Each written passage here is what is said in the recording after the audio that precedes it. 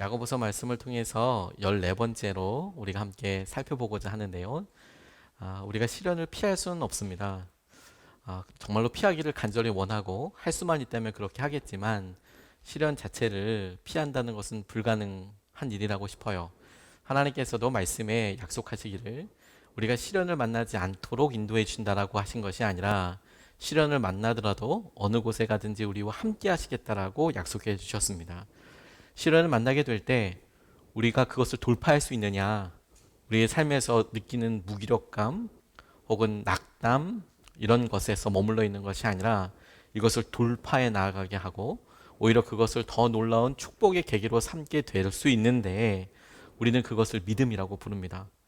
야고보서를 우리가 묵상하면서 주님께서 우리에게 믿음을 이야기하실 때 구원을 이루기 위해서 믿음이 필요하고 구원을 이루기 위해서 행동에 대해서 설명하신 것이 아니고 오히려 야고보서야말로 믿음을 이야기하고 있고 그 믿음을 우리가 확인할 수 있는 구체적인 도전, 순종, 표현, 그래서 드러나게 되는 행동으로 우리가 적용을 해보면 야고보서 말씀이 굉장히 새롭게 느껴지고 우리에게 새로운 도전이 되겠다고 싶습니다. 제게 참 의미 있는 설교 장면이 있는데요. 제가 신대원 다닐 때 신대원의 채플이 일주일에 한 번씩 있습니다. 이렇게 우리가 매주 예배 드리듯이 신학생들, 신학대학원생들이 모여서 예배를 드리는데 그날에는 외부 강사가 오셔서 설교를 해주셨어요. 권희순 목사님이라는 분인데 여자분이십니다. 저는 그때 처음 뵀습니다. 이분이 여러 설교 내용이 제가 다 기억이 나진 않고 딱 한 장면이 기억이 남습니다. 당시에 본문 말씀이 마르다와 마리아 이야기였고 마르다가 여러 가지 일로 분주하였기에 예수님 발밑에서 말씀 듣고 있는 마리아가 좀 말씀 좀 해주세요, 주님. 제가 저렇게 앉아 있을 게 아니라 좀 도와주라고 얘기 좀 해주세요.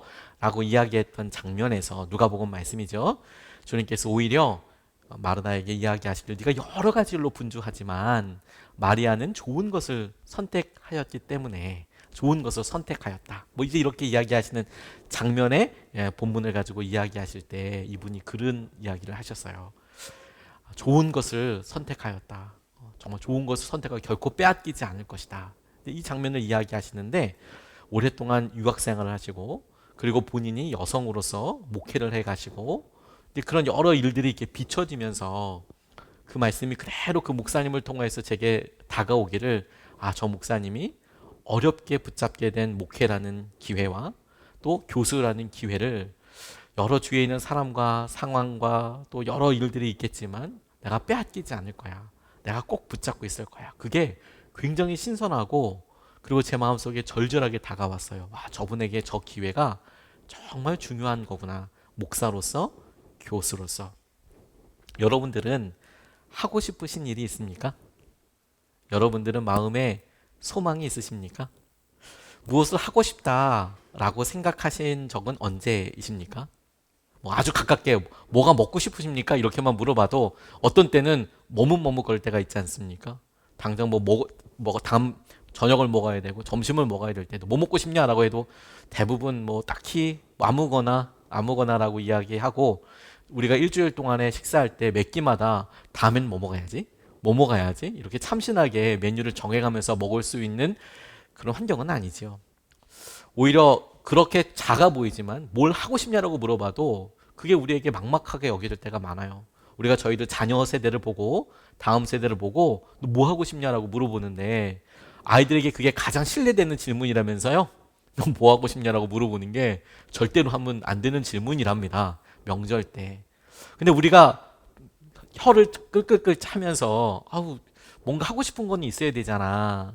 왜 해야 되는지는 알아야 하잖아 라고 이야기를 그렇게 해보지만 정작 우리도 가만 생각해 보면 우리가 초등학교 때, 중학교 때, 고등학교 때 하고 싶은 일이 있었나? 이런 생각을 조심스럽게 해보게 되죠. 다시 한번 여러분 한번 더 질문해 보고 싶어요. 여러분들은 하고 싶은 일이 있으십니까?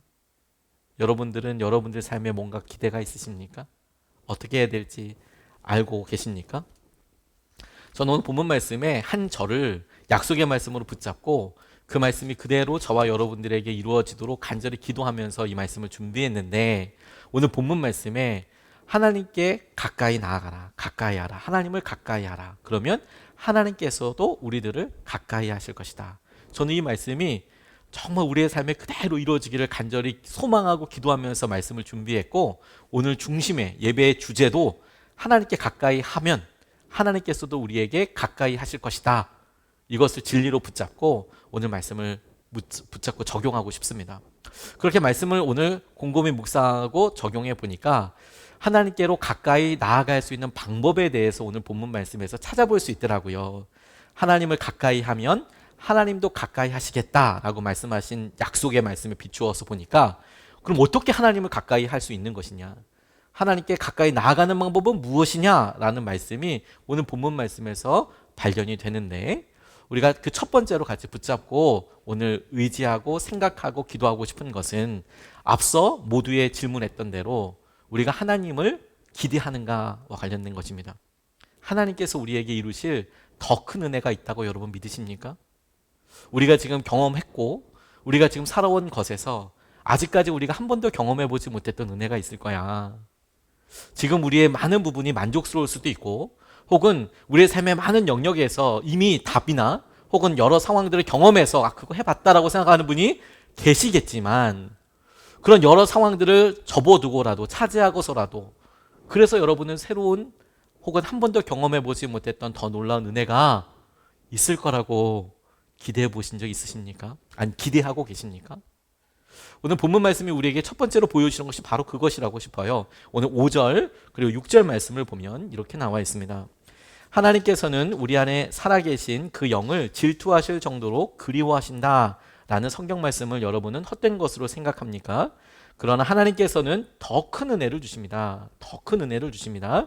그러므로 성경에 이르기를 하나님께서는 교만한 자들을 물리치시고 겸손한 사람들에게 은혜를 주신다 하고 말합니다 라고 야고보가 이야기하고 있습니다. 하나님께로 더 가까이 나아갈 수 있는 방법이 있는데, 그 첫 번째로 시작이라고 이야기할 수 있는 첫 번째 스텝이자 가장 중요한 기준이라고 하는 것은 뭐냐면 기대하는 거예요. 한 번도 경험해보지 못했던 더 놀라운 은혜가 있는 것을 기대하는가. 대개 우리가 기도할 때 첫사랑이라고 이야기하는 시점, 혹은 우리의 삶에서 가장 행복하고 좋았다라고 생각되는 어느 믿음의 시점이나 삶의 시점을 정해놓고 회복이라는 말을 쓴다거나 첫사랑이라는 말을 두어서 그리 되게 해주십시오라고 기도합니다. 그 마음 자체는 너무 귀하고 우리에게 있어서 굉장히 중요한 도전이지만, 내심 그렇게 정해둔 첫사랑과 회복이라는 말 자체가 갖고 있는 태생적인 한계가 있어요. 주님께서 우리에게 새롭게 주시고자 하시는 은혜는 당연히 우리가 경험해보지 못했던 것 아니겠습니까? 그래서 우리가 경험해본 것으로 중심을 찾으려고 한다면 이것은 어떻게 살펴질 수가 없는 것이죠. 그게 우리에게 되게 중요한 도전이 되고 있는 것이지요. 오늘 본문 말씀에서 우리 안에 살아계신 하나님께서 살게 하신 영이 있다라고 이야기하고 있어요. 우리 안에 살게 하신 그 영을 질투하실 정도로 사모하고 계신다, 그리워하신다라고 이야기하실 때, 우리 안에 살게 하신 영에 대해서 대개 학자들이 두 가지로 이야기를 합니다. 하나님께서 살게 하신 영은 첫 번째로 성령이다라고 이야기를 하세요. 우리가 예수님을 만나고 예수님께서 말씀하신 대로 성령이 우리에게 임하였을 때부터 살고 있는 성령이다라고 이야기하는 그런 학자들이 있습니다. 실제로 이 단어가 푸뉴마라는 헬라어가 쓰여 있어서 성령이라는 단어가 성경에서 주로 푸뉴마라는 단어로 쓰였거든요. 근데 두 번째 학자들은 이렇게 봅니다. 아니다, 이것은 우리가 영, 혼, 육이라고 이야기할 때 우리의 몸을 나타내는 육과, 그리고 우리의 본능적이고 우리가 예수님을 만나기 전에 살았던 우리의 생명과 관련된 혼, 그리고 주님께서 창조하시고, 공간은 자기만 있을 수 있는 공간이니까 아무도 만나기 싫고 놀리고 말하는 것도 싫고 막, 그러니까 거기 가서 이제 있었던 거예요. 거기서 그렇게 많이 울었대요. 그리고 그곳에서 하나님을 만나게 돼요. 하나님 살아계신다면서요. 하나님께서 그의 영혼에 찾아오셔서 내가 너 혼자 두지 않을 거야. 내가 너 혼자 두지 않을 거야. 내가 너 너무너무 사랑해. 주님께서 그 어린 송솔나무 집사님 화장실에서 이렇게 만나주셨대요. 화장실에서. 애가. 그런 일이 있고 이렇게 쭉 나오는데요. 어느 날 이렇게 가는데 음악실을 이렇게 쭉 가다 보니까 음악실에서 이렇게 밴드가 연습을 하는데 밴드 연습할 때 이렇게 보니까 거기 뭐 이제 자기도 무슨 생각이 들어간지 몰랐는데 밴드 연습하는데 뭐 이렇게 여러 악기가 이제 거기 쓱 들어갔대요. 영어도 잘 안 되니까 너 뭐 할 줄 아냐고. 자기 플루트 할 줄 안다고. 근데 플룻을 배우긴 배웠지만 한국에서 그냥 뭐 진짜 취미 삼아서 그냥 뭐 잘한 것도 아니고 그것도 배운 것이 뭐 엄청 잘 많이 배운 것도 아니고 그냥 플룻을 하고 싶다고 그랬대요. 할 수 있다고. 그랬더니 그 오케스트라에서 노는 악기들 있잖아요. 거기 대여해주는 악기들 가지고 해보라고 연주해보라고. 근데 동해물과 백두산이 애국가를 연주했대요. 그게 또 걔 이름이 생각이 났대요. 신기하게도. 그랬더니 오 그래 그럼 너 밴드 하자 뭐 이런 식으로 해서 이제 하게 됐어요. 그렇게 시작했어요. 본인이 열심히 하려고 하는데 그런 동기들이 여러 가지가 있었어요. 첫 번째로 누나가 아주 똑똑하고 탁월하셨거든요. 그래서 줄리어드 음대 피아노를 그렇게 학과를 준비하고 있었대요. 막 잘하고. 그래서 사람들도 재원이다. 정말 똑똑하다. 재원이니까 잘할 수 있을 거라고 막 집에서도 밀어주고 자녀들이 그 학교에 입학하게 되면 비자 문제가 해결이 돼요. 그러니까 이제 정말 뭐 몰빵하는 거죠. 이 송솔나무는 아니야. 넌 진짜 뭐 싸우고 맨날 뭐 맞고 다니고 뭐 넌 뭐 해도 상관없고 이제 이 누나가 어떻게 좀 잘 될 거야. 그래서 몰빵하고 있는데 얘는 뭘 하든지 말든 신경 안 쓴 상태에서 자기도 한번 줄리어드 시험 보고 싶다고 그랬대요. 프리스쿨에. 너 그걸로 또 이제 뭐 속색이려고 그러냐. 뭐 누나는 막 그렇게 얘기하고 막 그러는데 한번 시험 한 번만 보게 해달라고. 그래서 딱 한번 그 반주자 선생님이랑 한번 이렇게 맞춰보고 그리고 시험 보는 날 누나가 갈 때는 엄마가 직접 데려다도 주고 뭐 그렇게 같이 기다려도 주고 그러는데 송솔나무는 혼자 갔대요. 송솔나무 집사님 혼자서 너 혼자 가라고 해서 버스 타고 미국은 참고로 버스가 굉장히 불편합니다. 버스 대중교통이 대단히 불편해요. 그거 타고 이제 혼자서 거기 갔대요. 줄리어드 음대 프리스쿨에 입학시험 보러 거기 갔대요. 갔는데 너무 깜짝 놀란 게 다들 황금색 플루트 막 이런 거죠. 번쩍번쩍 하는 이런 플루트 갖고 오고 엄마가 다 와서 애 이렇게 뭐 안아줘야 준비돼 떨지 마. 어떻게 선생님도 다 와 있고 막 옷도 막 그냥 막 진짜 막 정말 아주 니트하고 말쑥하게 차려입고 막 이거 다 와 있는데 자기는 그 전날 세탁소에서 빌려가지고 연미복 비슷한 거 그것도 맞지도 않는 거 이런 거 입고 가고 애가 그게 가가지고 갔는데 왜 애들 리코더 사면 이렇게 플라스틱 통에 이렇게 같이 담겨져 있는 것처럼 플루트도 그런 게 있나 봐요. 그런 플라스틱 통에 야마하라고 저 브랜드 얘기했네요. 야마하라고 써 있는 거 이게 그 연습용 싼 거 이거 뜯고 주고 가가지고 그래서 이제 준비하고 있는데 자기가 너무 초라해 보이더래요. 옷도 너무 초라해 보이고 이 악기도 너무 초라해 보이고 될 수 있을지도 없을 것 가지고 좀 너무 힘들고 어려워 보이더래요. 그런데 와서 이렇게 연주 자기 할 때면 됐는데 아이 망한 거 폭망한 거 그래서 자기가 연습했던 그거 갖다가 막 움직이면서 막 했대요. 막 열심히. 근데 교수들이 막 웃더래요. 뭐 또 웃기까지 이 사람들이 그냥 막. 그런데 보통 앞에 사람들 보니까 곡이 좀 어느 정도 연주가 되다 보면 중간에 끊고 됐다고 뭐 얘기하고 이게 나가는데 자기는 중간에 끊질 않더래요 곡을. 그래서 끝까지 곡을 다 연주했대요. 끝까지. 너 그거 어디서 배웠냐? CD 들으면서 배웠다고. CD 보고 이제 따라한 거죠. 유명한 플루티스트 CD를 듣고 그대로 이제 따라하는 거예요. 선생님이 없으니까 레슨이 없으니까. 널 잠깐 그 악기 좀 갖고 와봐라. 악기를 이렇게 보고 또 다 웃는 거예요. 악기를 딱 보니까 이제 악기가 이제 자기 플루트도 아니고 그 연습용 진짜 싼 그런 플루트 가지고 그 러버스 콘체르토라고 그 모차르트 그거 있잖아요. 그거 한 거예요. 그걸 그러니까 막 웃고 다 사람들 뭐 다 웃고 그러니까 막 너무 창피하고 엄마가 그래도 먹으라고 감자 샌드위치 사주셨는데 그 샌드위치는 그냥 버렸대요. 도저히 체할 것 같아서. 그다음부터 계속 기도했대요. 하나님 누나가 오자마자 야 너 떨어진 거야. 너 떨어지면 일찍 연락 온다. 막 이런 얘기 오고. 하나님 나 사랑하신다면서요. 하나님 나 정말 사랑하신다면서요. 하나님 그때 화장실에서 나 사랑하신다면서요. 간절히 기도하고 그랬답니다. 그런데요. 한 2주 만에 연락이 왔대요. 2주 만에. 그러니까 누나가 막 야 보통 합격자들은 늦게 와. 뭐 장학금이나 뭐 그리고 이제 불합격자들은 뭐 고민할 게 없으니까 빨리 와. 근데 넌 해도 너무하게 어떻게 2주 만에 오냐? 넌 아예 아닌가 보다. 보통 늦게 시간이 걸린다고 그러는데. 근데 어디 2주 만에 오냐? 근데 이제 그 자기가 원래 그 먼저 봐서 이걸 먼저 가로채려고 했는데 어머니가 이제 다른 편지랑 같이 이제 가져가서 이렇게 보시는데 갑자기 어머니가 편지 읽다 갑자기 어머니의 비명 소리 같은 소리가 들리더래. 우와! 자기 너무 깜짝 놀랐대요. 왜냐면 한국에 혼자 계신 아버지한테 혹시 소식이 왔나? 그게 아주 안 좋은 소식일까?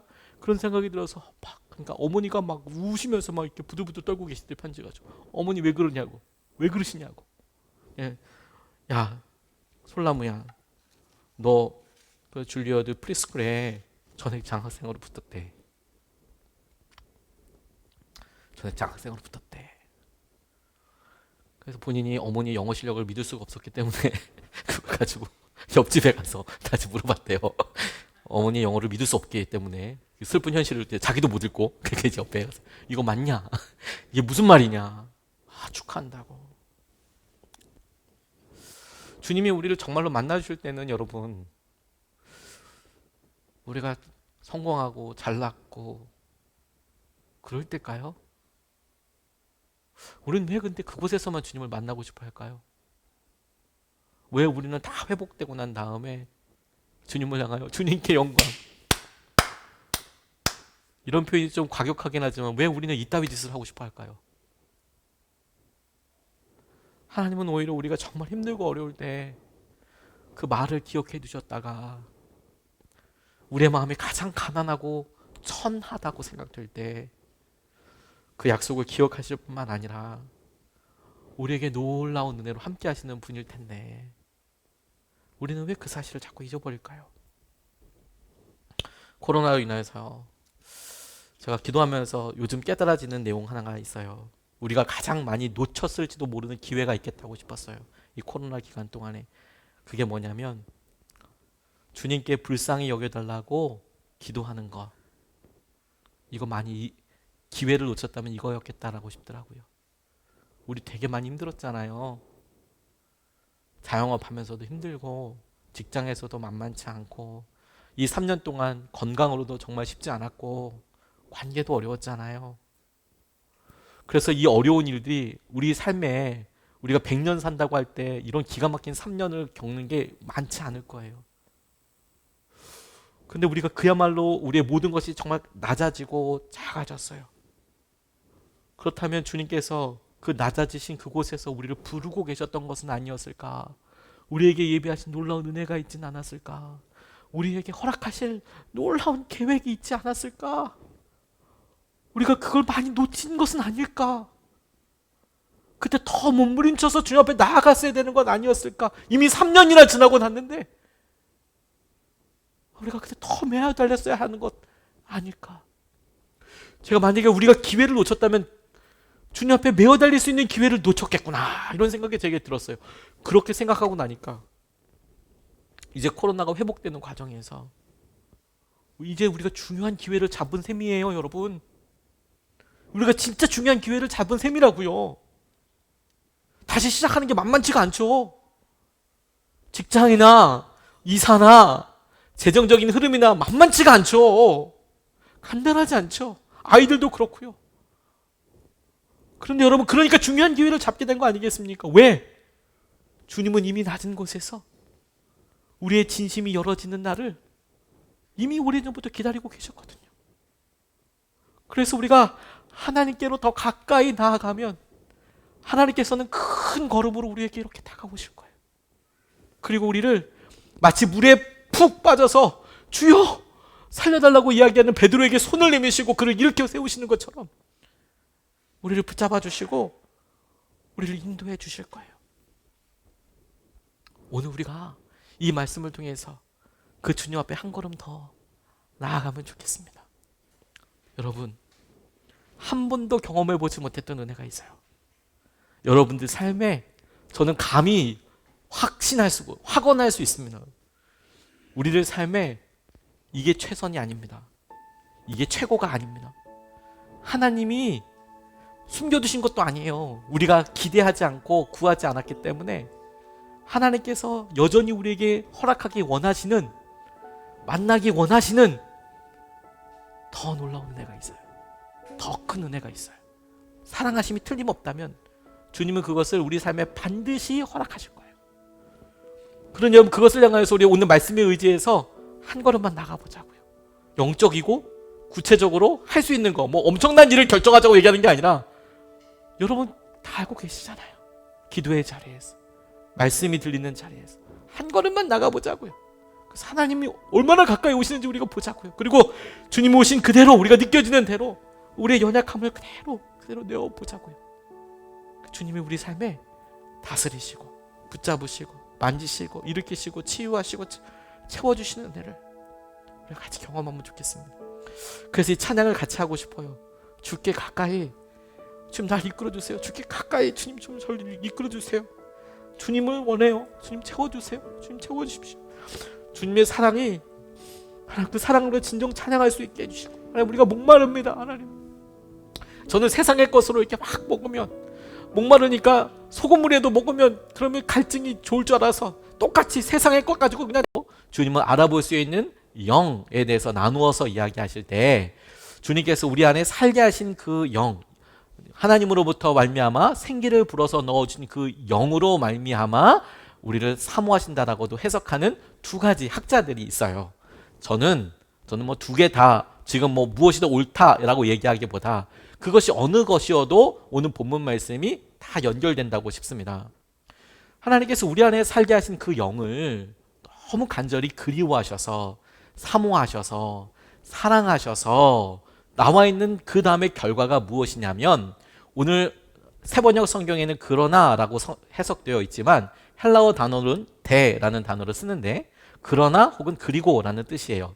이것이 문장에 따라서 등위 접속사로 쓰이는데, 뭐 그리고라고도 해석할 수도 있고 그러나라고도 해석할 수 있습니다. 그래서 자연스럽게 이것을 문맥을 엮어서 이렇게 생각해 보면 이렇게 해석이 되는 거예요. 하나님께서 살게 하신 그 영을 사모하셔서 그래서 우리에게 더 큰 은혜를 주신다라는 거예요. 놀랍지 않습니까? 하나님께서는 우리를 사랑하고 계시고 우리 안에 계신 그 성령이라고 이야기해도, 혹은 하나님께 살게 하신 우리 영이라고 이야기해도 똑같이 이해될 수 있을, 우리를 사랑하시기 때문에 더 큰 은혜를 주신다라고 이야기하시는 거예요. 여러분, 하나님의 사랑을 믿으십니까? 하나님이 여러분들을 사랑하시는 것을 여러분 믿으십니까? 그렇다면 오늘 이 본문 말씀이 여러분들에게 이야기하고 도전하고 있는 바도 붙잡으셔야 돼요. 하나님께서 살게 하신 그 영으로 말미암아 여러분들을 사랑하신대요. 그래서 그 사랑하는 사람에게 어떻게 하신다고 이야기하시냐면 더 큰 은혜를 주신대요. 하나님께서 더 큰 은혜를 주신다라고 말씀하십니다. 그러니 여러분, 우리가 하나님께서 우리를 향하여서 가지고 계신 계획에 대해서 생각할 때, 이 정도면 괜찮을 것 같은데, 이 정도면 충분하잖아, 이렇게 생각하고 있는 것이 오히려 하나님께서 우리에게 예비하시고 허락하신 것들을 대부분 포기하게 되는 이유가 돼요. 대부분 포기하게 되는 그 사랑 때문에 하나님께서 더 큰 은혜를 주실 것에 대해서 우리가 알고 기대하고 있는가. 저는 이 일에 대해서 개척하면서 특별한 다루심을 받았고 받아오고 있습니다. 처음 저희가 개척했을 때 선화목자교회 안에서 저희가 예배를 드리고자 할 때 분립 개척을 하다 보니 장소가 없었고 주일날 예배 드릴 수 있는 공간이 없었습니다. 그래서 드릴 수 있는 공간을 저희가 많은 배려를 통해서 얻었지만 주일 9시에 예배 드리고 그 다음에 다 뿔뿔이 흩어져야 되는 상황이었습니다. 안 그러면 뭐 교회 모든 장소가 다 예배로 다 가득 차니까 갈 곳이 없었습니다. 개척을 했는데 성도들이 갈 곳이 없고 같이 김밥 한 줄 나눠 먹을 수 있는 공간이 없다는 것은 너무 어렵더라고요. 하지만 저희가 당시만 해도 태전동에 이곳에 개척할지도 몰랐기 때문에, 아예 생각도 못했기 때문에, 다만 주님의 뜻을 기대하고 기다리는 심정으로 어떻게 하면 좋을까, 그래도 어떻게 좀 우리가 모여서 예배라도 제대로 드려볼까, 그렇게 생각했던 것이 새벽 예배였습니다. 근데 저는 새벽 예배에 대해서 굉장히 커다란 부담이 있었어요. 큰 교회 부목사로 있으면서 저녁에 늦게까지 사역이 있는 경우들이 제법 있었고, 그럴 때 저 스스로가 항상 갖고 있었던 생각이 뭐냐면, 제가 그 다음 새벽에 어떤 설교라든지 어떤 임사를 맡지 않으면 마음은 원이로되 육신이 연약하기 때문에 새벽 예배를 가끔 낑가먹는 일들이 있었어요. 안 나가는 경우들이. 그냥 주님이 제 마음을 아시려니. 그런 경우들이 있었거든요. 그런데 이제 개척을 하고 제가 담임이면 이건 빼도 박도 못하고 제가 365일 내내 설교하는 거잖아요. 새벽 예배 내내 설교하는 거지 않습니까? 새벽 예배에 대한 부담감이 제일 있더라고요. 체력에 대한 것도 그렇고 일주일에 딱 8편씩 그러면 설교를 하게 되는데 그럼 1년 설교를 딱 하게 되면 한 450편에서 500편 정도 설교가 돼요. 여러분 그거 A4로 환산하면 한 6,000페이지 정도 됩니다. 1년에 이렇게 막 치는 단어가 다다다다 치는 단어가 그 정도 돼요. 이게 부담이죠. 그래서 근데 그렇지만 처음에 시작하니까 특별한 새벽을 하자. 특별히 새벽에는 교회가 텅텅 비었거든요. 새벽 예배가 진행되는 곳 외에는 다른 곳엔 예배가 없으니까 새벽 예배는 비교적 널널하게 예배드릴 수가 있었어요. 그래서 새벽 예배 합시다. 특세합시다. 우리 어디 갈지도 모르니까 약속의 땅을 향하여 주님이 약속의 땅을 허락하신 줄로 믿고 우리가 같이 새벽 기도 합시다. 근데 참 많은 성도님들이 예배 때 와주셨어요. 정말 깜짝 놀랄 만큼 정말 많은 분들이 오셨어요. 한 50% 정도 당시의 예배, 주일 예배의 50%가 나온다고 생각해 보세요. 그런데 그렇게 기도하고 큰 은혜가 있었습니다. 그리고 그 40일 기도하면서 마침내 우리가 이 태전동 땅을 발견하게 됐어요. 그리고 계약도 하게 됐어요. 너무 감사하죠. 어디로 갈까요, 주님? 그게 저기 의정부입니까? 아니면 저기 일산 쪽입니까? 저 고양시입니까? 아니면 뭐 어딥니까? 라고 뭐 고민하다가 태전동 여기를 보게 되고 놀라운 기도의 응답과 체험이 있어서 감사했었어요. 그런데 그 즈음 끝날 때 제 마음속에 한켠 이런 면이 있었어요. 40일 특세가 드디어 끝났다. 이런 생각이 제 안에 해방감? 어차피 설교 제가 그 이후로도 제가 다 해야 될 테지만 이게 특세라고 하는 것과 그냥 새벽 예배 인도하는 게 별 차이 없을 것 같지만 굉장히 차이가 있어요. 새벽에 나와보신 분들은 알겠지만 프린트 날마다 만드잖아요. 그거 별거 아닌 것 같지만 시간이 굉장히 많이 소모가 된답니다. 그리고 이제 저도 연차가 있기 때문에 그냥 성경만 갖고 와서 말씀을 전할 수도 있거든요. 근데 미리 원고를 여러분들에게 나눠드리기 때문에 일정한 시간 내에 그게 정리가 되지 않으면 굉장히 곤란하게 되겠죠. 그게 특세가 끝나니까 좋다, 하나 넘었다 이런 생각을 하고 있었는데 주님이 그 끝날 무렵에 제게 기도하는 가운데 물어오시는 것 같았어요. 그게 뭐냐면 저한테 단도직입적으로 이렇게 생각을 통해서 말씀하시는 것 같았는데 뭐냐면 너는 날마다 특별한 것을 믿느냐, 날마다 특별할 것에 대해서 네가 믿느냐라고 저에게 말씀하시는 것 같았어요. 주님 당연히 믿죠. 당연히 날마다 주님께서 함께 하시면 특별할 것을 믿습니다. 주님 정말 기대합니다. 주님께서 함께 하시면 날마다 새로울 것을 믿습니다. 그러니까 주님께서 바로 그 대답과 함께 맞물려서 대답하시듯 제게 말씀하시는 것 같았어요. 그러면 왜 특별 새벽 기도회를 안 하냐? 저한테 이렇게 물어보시는 것은 너 날마다 특별할 것을 믿는다며. 그래서 저희는 그때 이후로 날마다 특별 새벽 맨날 특세라고 이야기하고 있죠. 2022년 들어서 지금 예레미야 제2차 40일 특별 새벽 기도회를 하고 있지만 여러분 사실은 이게 28차입니다. 우리 교회 개척하자마자 40일 특별 새벽 기도회가 거의 쉬지 않고 40일이 아니면 뭐 5일, 한 주, 2주, 20일 이렇게 진행이 돼서 40일 특세가 아니었지만 아무튼 새벽 예배는 쉬지 않고 계속 진행되고 있고 40일 특세만 이제 28차 40일 특세가 되고 있어요. 날마다 특별할 것을 믿냐? 날마다 그것에 대해서 넌 기대하느냐? 제게 하나님께서 굉장히 중요한 질문과 제게 중요한 방향을 주셨다고 싶어요. 여러분 한 번도 경험해보지 못했던 은혜가 있어요. 제가 여러분들 귀에 정말 못이 박히도록 말씀드리고 싶은 내용이에요.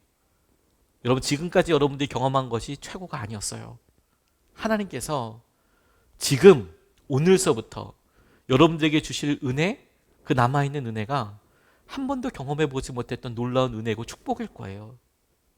그런데 문제는 우리가 기대하지 않는다는 거예요. 그런 은혜가 있다는 것에 대해서 생각하지 않고 그냥 우리가 원하는 수준의 어떤 눈금을 하나 그어놓고 거기까지만 어떻게 다 왔으면 좋겠습니다. 우리의 마음의 상태, 영적인 상태 혹은 우리의 감정적인 어떤 상황, 우리의 경제적인 어떤 수준, 우리 관계의 만족도 이런 것들이 우리가 눈금을 하나 그어놓고 그 정도면 충분하겠네요 라고 이야기하시죠. 그런데 주님은 우리 안에 살게 하신, 거하게 하신 영을 정말 너무너무 사모하시고 그리워하시는 것으로 말미암아 우리에게 더 큰 은혜를 허락하고 싶으세요. 그 은혜에 닿고 그 은혜를 경험하게 되는 것은 전혀 다른 과정일 수밖에 없겠죠. 그렇지 않겠습니까? 하나님께서 우리에게 주실 그 은혜를 기대하는 것, 더 큰 은혜를 기대하는 것, 더 큰 은혜가 있다는 것을 분명히 알고 우리를 사랑하시는 그 주님께서 우리에게 그 은혜를 예비하신 것을 믿으며 그것이 우리에게 허락된 것이라고 기대해야 한다는 거예요. 기대해야 한다는 거예요. 그게 하나님께로 나아가는 첫 번째입니다. 이게 중요한 이유는 뭐냐면요. 대개 우리가 이것 때문에 더 이상 구할 게 없어지면 교만해지거든요. 우리가 더 이상 구할 것이 없으면 아무것도 받을 것이 없다고 생각하기 때문에 교만해지는 거예요.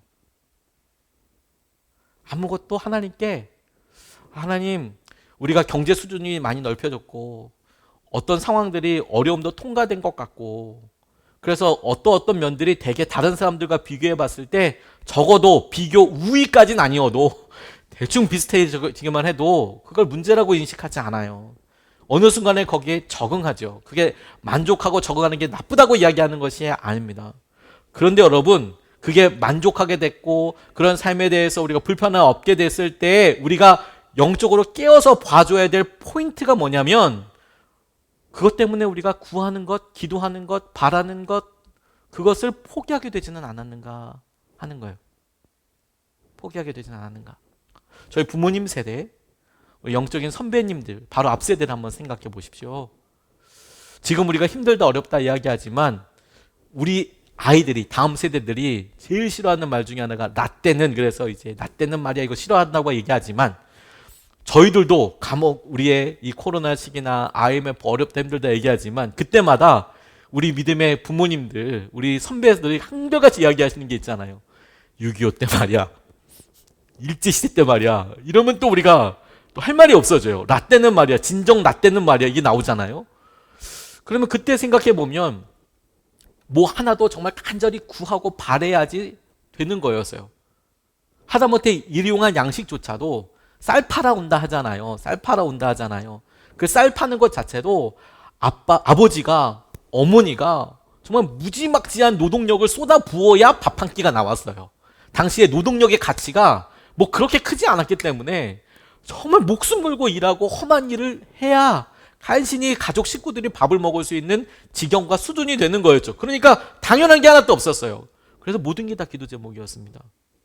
근데 놀라운 게 뭔지 아세요? 모든 게 다 기도 제목이었는데 거꾸로 이 말은 모든 게 다 기도 응답이었어요. 지금 한 50년 지나고 나서 70년 지나고 나서 저희들 삶에 물론 부족한 영역이 있는 복지 혜택과 이런 것이 있을 수 있죠. 생각이 다 다르니까. 근데 그럼에도 불구하고 70년 전, 50년 전과 뚝 잘라서 비교해보면 비교가 안 되지 않겠습니까? 적어도 우리가 우리의 삶에 있어서 노동력이 그렇게 아주 저평가되는 환경은 많지 않아요. 그래서 너무도 당연하게 누리는 게 많아요. 그래서 우리가 행복을 위해서 모든 사람의 공공의 이익과 행복을 위해서 해놓은 일들이 있죠. 앞으로도 계속 해야만 할 일입니다. 그런데 가만히 보고 나니까 그게 우리에게 선하게만 작용했느냐? 우리의 믿음에 있어서는 어느 순간에 그것이 발목을 붙잡고 더 이상 바라지 않아요. 구하지 않아요. 꿈꾸지 않아요. 희망하지 않아요. 그리고 당연하게 생각해요. 주님께서 우리에게 가까이 오기를 원하십니다. 그 방법으로 우리에게 가까이 오라 말씀하셨습니다. 어떻게 해요? 기대하는 거예요. 주님 우리가 기대합니다. 우리의 상황이 여기가 끝이 아닌 것을 내가 믿습니다. 내 삶의 끝이 여기가 아니고 하나님이 예비하신 그 다음과 그 다음이 놀라운 주의 은혜로 우리에게 임할 것을 내가 기대합니다. 그게 하나님께로 가는 첫 번째입니다. 두 번째로 오늘 본문 말씀이 우리에게 도전하는 것은 하나님께로 가까이 오라, 가까이 가라, 하나님께서 우리에게 가까이 오실 것이다 라고 말씀하실 때에 우리가 주목해야 될 것이 무엇이냐면 영적인 상황입니다. 오늘 본문 말씀 7절, 8절 말씀에 이렇게 이야기하고 있습니다. 그러므로 하나님께 복종하고 악마를 물리치십시오. 그리하면 악마는 달아날 것입니다. 하나님께로 가까이 가십시오. 그리하면 하나님께서 가까이 오실 것입니다. 죄인들이여 손을 깨끗이 하십시오. 두 마음을 품은 사람들이여 마음을 순결하게 하십시오. 하나님께 복종하고 악마를 물리십시오. 그리하면 악마는 달아날 것입니다. 달아날 것입니다. 이 말씀이 우리에게 다시 한번 우리의 기본적인 본질적인 토양을 분명하고 명확하게 이야기하십니다. 우리의 싸움은 이 세상에 보이는 것에 해당된 것이 다가 아닙니다. 우리가 문제라고 여기는 것, 우리가 여러 상황에 보여서 한계라고 여기는 것이 보이는 영역으로서의 문제, 우리가 할 수 있는 우리의 능력으로서의 한계로만 존재하지 않습니다. 말씀은, 그리고 예수님은 우리에게 누누이 이야기하고 계세요. 우리가 보이지 않고 우리가 볼 수 없다 하여 그 세계가 없는 것이 아닙니다. 그 세계는 영적인 세계이죠. 하나님께서 우리에게 말씀하시는 것이 바로 그 부분입니다. 하나님께로 가기 위해서 구체적이고 여러 도전을 이야기하실 때에 제일 중요한 기준이 영적인 것입니다. 왜? 우리가 싸울 것은 육체에 관련된 것이 아니라 영적인 것이기 때문에 그렇습니다. 문제를 보이는 대로 문제로 여기는 것이 아니라 그 뒤면, 배면에 있는 요백에 있어서 그 문제가 결정되고 그 문제를 바라볼 수 있는 전혀 다른 세계가 있다는 것을 아는 것처럼, 말씀을 통해서 확인하는 것처럼 이 문제 뒤에 있는 영적인 영향력을 떠올리는 것이지요. 영적인 영향력에 대해서. 그래서 이것이 누구에게 더 좋은가? 이 누구라고 이야기하는 것은 내가 하는 이 표현이, 분노가, 감정이, 혹은 내가 하는 이 습관이 이것이 하나님을 기쁘게 해드리는 것인가?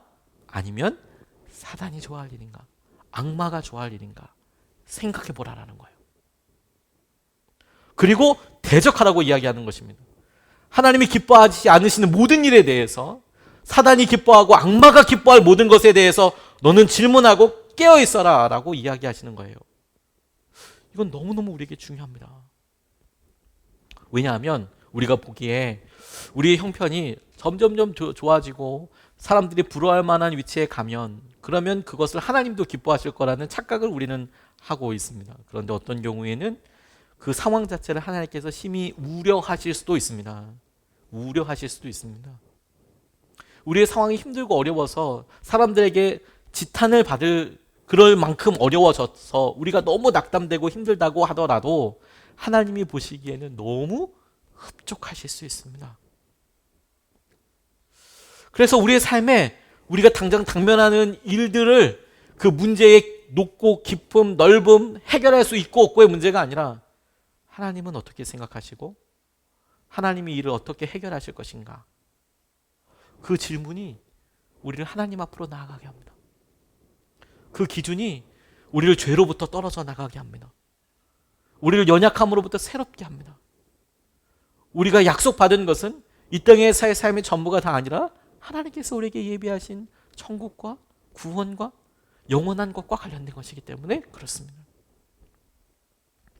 몇 년 전에 다큐멘터리로 많은 사람들의 마음속에 깊은 도전과 그리고 공감되기 때문에 너무 아팠던 다큐멘터리가 있는데, 교회 오빠라는 그런 다큐멘터리가 있었습니다. 여러분도 인터넷에 한번 검색해 보시면 관련된 기사가 아주 많이 나오고 동영상으로도 많이 있으니까 한번 보시기를 부탁드리며 도전해 봅니다. 부부가 같이 보면 좋을 것 같습니다. 부부가 같이 보면 수건 화장지 가지고 이렇게 같이 보시면 좋을 것 같아요. 오은주 집사님, 중학교 음악 선생님이었습니다. 오랫동안 사랑을 하고 이제 결혼을 했어요. 오랫동안 기다리는 아이가 생겼습니다. 기쁜 일이죠. 아이를 출산하고 산후조리원에서 나오는 날, 아이를 출산하고 3개월도 되지 않아서 너무 청천벽력 같은 이야기를 들었어요. 당시에 퀄컴 코리아라고 IT 업계에서 아주 잘 나가는 회사의 차장으로 왔던 이관희 남편 이관희 집사님이 아이가 산후조리원으로 이렇게 태어나는 날에 아픈 소식 하나를 이야기했어요. 대장암 4기라고 그런 안타까운 청천벽력 같은 소식을 들었어요. 새로운 아이가 태어나서 얼마나 기뻐요. 아이는 보고만 있어도 마음이 너무 좋잖아요. 따뜻해지잖아요. 근데 그 아비가 대장암 4기라고 이야기하니 진짜 청천벽력 같죠? 시어머니가 졸지에 이제 아주 바빠지게 되셨어요. 왜냐하면 산후조리 하루 이제 나온 이제 며느리도 돌봐야 되고 이제 아들도 항암을 들어가야 하니까, 그러니까 여러 바쁘고 힘들고 아마 마음에 부대낌이 너무 심하셨나 봐요. 이 가정에 이 대장암이란 것 하나만으로도 엄청나게 아프고 힘든 일인데 더 끔찍하고 더 아픈 일이 생겼습니다. 그게 뭐냐면 3개월 만에 시어머니께서 극단적인 선택을 하신 거예요. 그러니까 이 이관희 집사님 또 얼마나 마음이 무너지시겠어요. 나 때문에 그런 거라고. 아들이 암 걸려서 그래서 어떻게 헤어날 수 없고 죽음을 마주하고 있으니까, 그러니까 그 아들이 그거 그렇게 먼저 가는 모습을 이 어머니가 볼 수 없으셨는지 어땠는지 묻기도 너무 힘들 만큼 그 어머니가 그런 극단적인 선택을 하시니까, 그러니까 이 집사님은 이게 내 책임이다라고 생각을 하겠죠. 내 책임인 것 같아, 내가 죽인 것 같다라고 생각이 이제 막 마음에 들죠. 그게 여러분 가만히만 있어도 그냥 교통사고로만 돌아가셔도 이 나 때문이 아닌가 이 생각이 정말 벗어나기가 쉽지가 않거든요. 문득문득 생각날 때 정말 힘들거든요. 근데 하물며 그렇게 해버리면 정말 너무 어렵죠. 근데 여기서가 끝이 아니었어요. 그로부터 또 4개월 후에 애가 돌도 되기 전에 이 오은주 집사님이 혈액암 4기가 발견된 거예요. 그러니까 이 가정에 뭐 완전 이게 거의 뭐 쓰리 쿠션도 아니고 다발로 그냥 순차적으로 막 빵빵빵 이제 이런 일이 이제 막 생기는 거죠. 그 다큐멘터리를 당시에 촬영하고 있었던 팀도 아무 말을 건넬 수가 없더래요. 더 이상 촬영을 하자 이렇게 얘기하기도 되게 너무 어려울 정도로 그렇게 말을 지금 이 상황에 지금 뭐 이게 뭐 처음부터 예정된 게 아니라 교회 오빠로서 뭐 이제 이게 뭐 믿음의 이야기를 하려고 하는데 이 찍는 과정 가운데 예측하지 못했던 일들이 막 일어나니까 너무 놀란 거죠.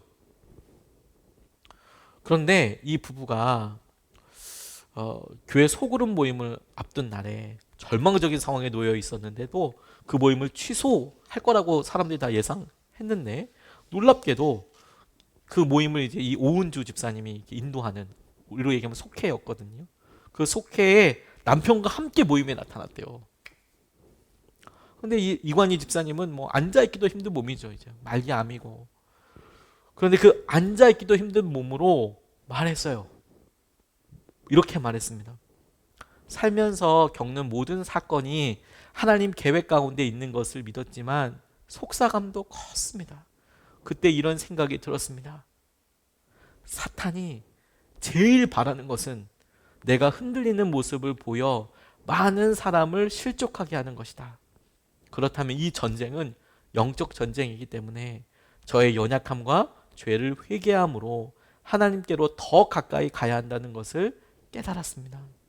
대장암이 복막과 방광에 전이된 끝에 이 이관희 집사님이 임종을 맞이하는데, 근데 짧은 생을 살았지만 어떤 원망도 하지 않고 십자가 앞에서 자신의 죄를 돌아보고 죄사함에서 오는 깊은 은총을 맛보았을 뿐만 아니라 그 모습이 주위에는 모든 사람들에게 하나님께서 살아계시는구나, 하나님께서 우리에게 붙잡아 주시는 거구나. 그래서 모든 사람이 보는 것이죠. 죽음도 오히려 하나님께로 더 가까이 나아가게 할 수 있구나. 아니, 오히려 죽음이야말로 하나님과 온전히 함께 되게 하는 통로가 될 수 있겠구나. 우리가 가만히 기대하고 하나님 우리의 것이 더 있기를 원합니다. 그런데 여러분, 어느 순간에 우리가 그것에 필요한 대가와 그것에 필요한 수고는 안 하려고 합니다. 믿음으로 구원을 받지요. 이건 뭐 질문할 게 없지요. 그래서 모든 하나님께서 우리에게 허락하신 은혜, 축복도 믿음으로 받지요. 그렇죠. 근데 은연중에 우리가 어떻게 그런데 변하는지 아십니까? 믿음으로 받는다고 얘기하니까 야고보가 계속 주목하면서 우리에게 계속 막 주목하라 적용하고 보여주고 표현하라고 이야기하는 게 뭐냐면, 믿음으로 받는다라고 얘기하니까 우리가 실장 할 수 있는 게 별로 없다고 생각이 드는 거예요.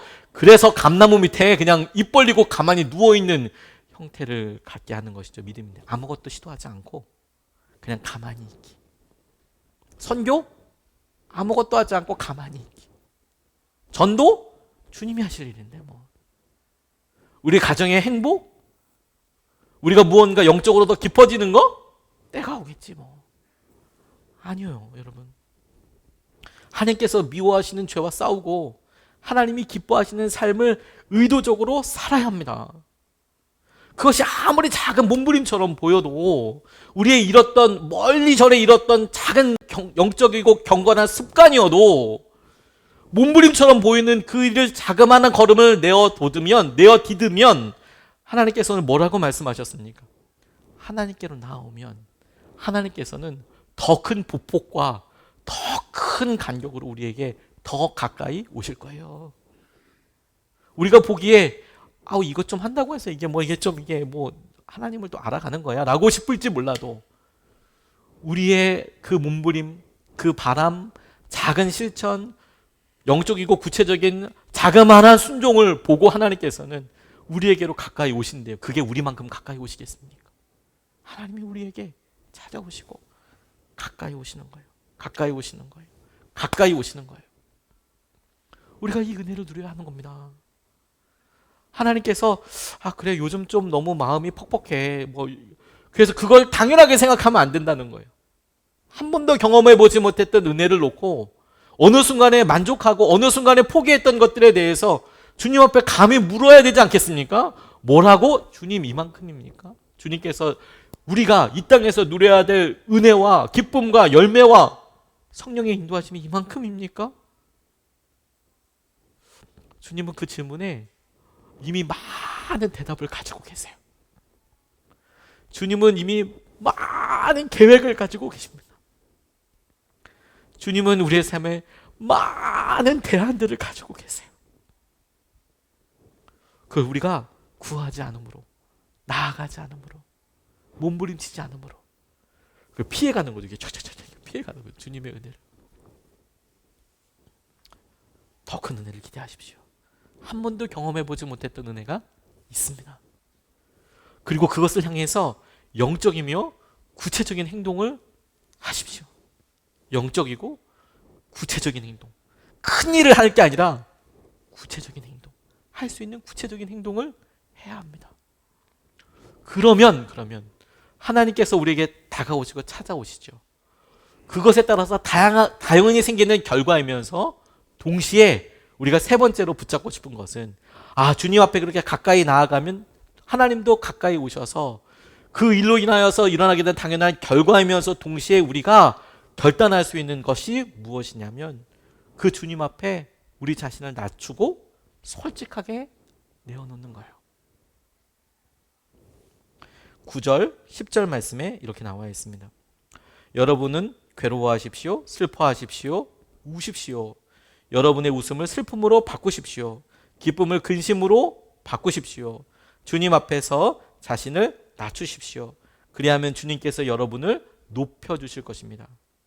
이렇게 이야기하고 있는 겁니다. 전 처음에 말씀을 묵상하다가 괴로워하십시오, 슬퍼하십시오가 아니라 차라리 빌립보서처럼 기뻐하라, 내가 다시 말하노니 기뻐하라 이런 말이 나온다든지 하늘에서 너희가 받을 상급이 큽니다 이런 말이 이렇게 나와 있다거나 혹은 누가복음 말씀처럼 누르고 흔들어 넘치도록 주님께서 이제 은혜를 주실 것이다 이러면 참 좋을 텐데 괴로워하십시오, 슬퍼하십시오, 우십시오. 게다가 웃고 있으면 슬픔으로 바꾸십시오. 기쁘거든 근심으로 바꾸십시오. 이렇게 나와 있는 게 이게 어떤 마음의 방향일까 이걸 기도하게 되더라고요. 갑자기 그런데 이것이 하나님 앞으로 나아가는 주님 앞으로 나아가는 우리에게 생기는 당연한 영적인 결과라고 싶어요. 예수님을 만났던 제자들이 첫 번째 예수님이 메시아이신 것, 하나님이 보내신 분이라는 것을 깨달았을 때 나타나던 한결같은 반응은 주님 저 죄인입니다. 저를 떠나십시오 라는 거였어요. 주님 제가 죄인입니다. 저를 떠나십시오. 이상하지 않습니까? 주님께서 그들의 배를 타시고 그들의 배에 엄청난 고기, 그물이 찢어지도록 고기를 그냥 가득 잡게 하셨단 말입니다. 인생에 있어서 로또 아니겠습니까? 로또? 그 정도면 그거 다 팔아서 집을 수리할 수도 있고 이사를 갈 수도 있고 새로운 삶을 살 수도 있겠지요. 근데 그들은 그걸 행운이라고 기뻐하지 않았고 오히려 그 큰 재화, 돈 혹은 기회 그걸 번 그 자리에서 무릎 꿇고 주님께 말했습니다. 저를 떠나십시오 주님. 저는 죄인입니다. 주님이 하나님이 우리에게 가까이 오셨을 때 우리에게 일어나는 현상이에요. 거룩하신 하나님께서 시내산 호렙산 위에 임하셨을 때 신발을 벗어야 했고 그 말씀 앞에 두려워 떨어야 했었습니다. 그것은 두려워 떨어라 이게 아니고 전능하신 하나님께서 우리에게 보여주실 때 일어나게 되는 당연한 우리의 반응이었어요. 그래서 야고보가 우리에게 이야기하는 겁니다. 괴로워하십시오. 슬퍼하십시오. 우십시오. 슬픔으로 바꾸고 근심으로 바꾸라고 이야기하는 것은 주님 앞이기 때문에 그렇습니다. 그래서 10절에 주님 앞에서 자신을 낮추라고 이야기하는 것이 주님 앞에 우리의 모습 그대로 서십시오. 가까이 오셔서 서십시오. 이런 의미인 거예요. 가까이 와서 서십시오. 그리고 솔직하게 이야기하세요. 센 척하지 말고 마음의 피로와 간구를 그대로 주님 앞에 내어놓으십시오. 주님이 바로 그 자리에서 우리를 만나주세요. 가까이 물리적으로 올 수는 있습니다. 가까이 올 수 있어요. 근데 하나님께서 이 세 번째로 하나님께로 가까이 나아가는 방법에 대해서 이야기하실 때 이 가까이는 심리적인, 주님과 심리적이라고 얘기했지만 영적인 깊이, 마음의 깊이, 정서적인 거리에 가까움, 친밀함을 말하는 거예요. 너 그렇게 아무 문제 없는 것처럼 대면대면 그렇게 할 게 아니라 네 마음에 힘든 그것에서 나는 만나길 원해. 네가 괴로워하고 힘들어하고 어려워하는 거 거기서 만나길 원해. 뭐 주님의 음성이 들리는 것 같지 않습니까? 너 그렇게 날마다 웃지 않아도 돼. 억지로. 너 그렇게 날마다 그렇게 힘내는 것처럼 안 보여도 돼. 주님 앞에선. 네 모습 그대로 나오면 돼. 슬프고 아프고 힘들고 그리고 우리의 마음을 열어서 주님 저를 불쌍히 여겨주십시오. 저 외롭습니다. 주님. 저 힘들어요. 주님 앞에 우리 자신을 낮춰요. 주님 저는 은혜가 없으면 살 수가 없어요. 주님의 긍휼이 여기심이 없으면 살 수가 없습니다. 주님 앞에 솔직하게 그걸 낮추는 거라고 이야기해요. 모든 게 채워지면 교만해진다니까요. 여러분. 아무것도 안 구해요. 전능하신 하나님 옆에 계셔도 안 구해요. 왜? 웬만하면 내가 할 수 있고. 안 구해요. 하지만 오히려 낮아지고 힘들면 주님이 함께 해주십시오 라고 간절한 마음으로 나아가게 원하시고 주님은 우리를 보시고 사랑의 마음으로 봐주신다라는 거예요.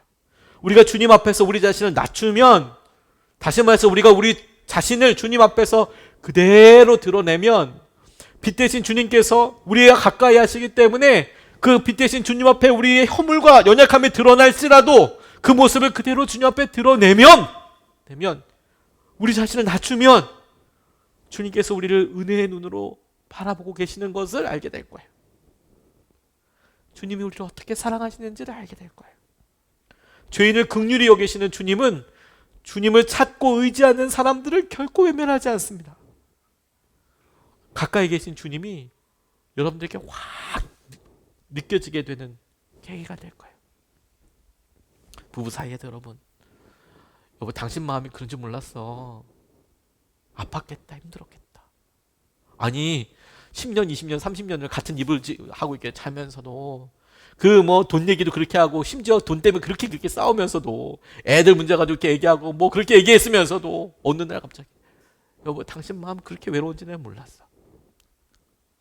여보 돈 때문에 그렇게 힘들어진지 내가 몰랐어. 자녀들에 대해서도 부모님에 대해서도 어느 순간에 그게 한번 이렇게 퍽 깨달아지게 될 때 보면 우리가 낮아졌을 때, 근데 그 낮아졌을 때 힘들었을 때 그렇게 확 깨닫게 됐을 때 비로소 우리 부부가 이렇게 가까웠구나, 한 몸이구나, 아 우리 부모님과 내가 그렇구나. 하나님과도 똑같습니다. 하나님이 이렇게 가까이 계시는구나. 하나님이 이 문제까지도 함께하고 계시는구나. 하나님이 이거 염려하고 계시는구나. 나보다 더 염려하고 계시는구나. 저희 교회에서 간증도 해주셨지만 2번 오시겠다고 꼭 약속하고 가신 분 중에서 여러분이 계신데 우리 송솔나무 집사님이 계세요. 궁금하신 분은 저희 홈페이지에서 검색하셔도 나오고 유튜브에 검색하셔도 나오고 저희 교회 왔다 가셨어요. 본인이 다시 오시겠다고 이야기를 하셨는데 아직 그때 코로나가 터질 처음에 오셔서 정말 민망했습니다. 사람들이 많이 안 왔어요. 그 코로나 때문에 다 오지 말라고 이렇게 문자로 보내가지고 참 이게 민망하더라고요. 예, 다시 오신다고 하셨는데 제가 이분 책에서 은혜 받은 내용이 있어요. 아버님께서 사업을 하셔서 꽤 잘 나가는 사업을 하시다가 이게 졸지에 그냥 우르르 쾅쾅 망하게 됐습니다. 그래서 정말 야반도주 하듯이 어머니랑 누나랑 본인이랑 같이 미국으로 이모네 댁에 얹혀서 살게 됐습니다. 뚱뚱하고 그랬대요. 근데 갑자기 준비 없이 유학을 갔는데 영어를 뭐 조금이라도 했겠습니까? 초등학생이니까 뭐 영어를 잘했겠어요. 그냥 진짜 ABCD부터 새롭게 해야 되는데 그러니까 난감하죠. 그런데 자존감은 어떻겠습니까, 여러분? 아버지 사업 망해서 애라고 해도 애들이 속이 멀쩡해요. 그거 모르지 않아요. 다 알아요. 그쵸? 지금 여기에 좋은 일 때문에 왔는지 내가 정말 공부하러 왔는지 쫓기도 왔는지 애들이 어리다고 모를 것 같지만 압니다. 송선어머니 쌤도 알죠. 이거 아버지 어떻게 됐는지, 자기 지금 여기 왜 있는지, 그리고 이제 지금 이모네 댁에 얹혀 산다는 게 뭔지, 경제적으로 어려워지고 힘들죠. 그러니까 어깨 필 일이 있겠습니까? 학교 갔는데 말도 안 통하는 거예요. 말도 영어로 얘기하니까 오히려 더 유색인종이잖아요. 그러니까 뭐 놀리는 거죠. 유색인종이니까 놀리고 그 분리라고 하잖아요. 왕따. 분리 당하고 막 너무 힘들었대요. 막 괴롭히고. 그래서 이 송솔라몬 집사님이 자기의 공간이 화장실밖에 없었답니다. 그래서 화장실에 매 시간마다 갔대요. 화장실에 뭐 이용하기 위해서 간 게 아니라 진짜 마음에 거기 딱 그 공간 화장실에 있는 그 벌컥벌컥 마시면 그게 만족이고 행복이고 그렇게 하면 내 갈증이 사라질 것 같았는데 그런데 너무 외롭고 너무 힘들고 너무 목마르고 아무것도 채워지진 않고 우리 목마른 영혼을 좀 채워주세요. 그렇게 같이 찬양하고 같이 기도하겠습니다.